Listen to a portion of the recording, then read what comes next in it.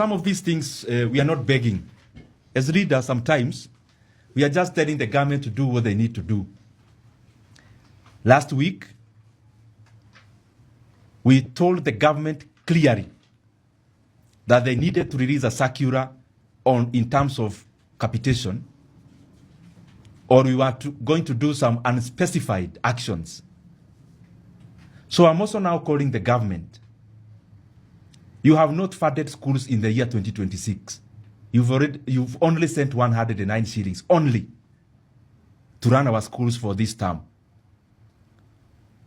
This first phase, we are going to make it as our obligation, first of all, to make all the stakeholders aware that what the government is saying is actually not true. It is incorrect.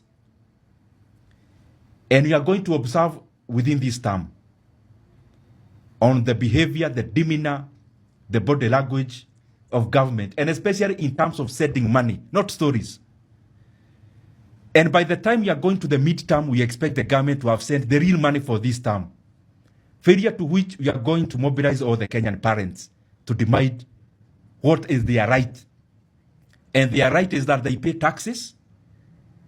Free basic education has been there in Kenya. The Kenyan parents cannot continue to observe silently as the government continues to tear down and annihilate the right of learners in Kenya by not adequately funding the free basic education.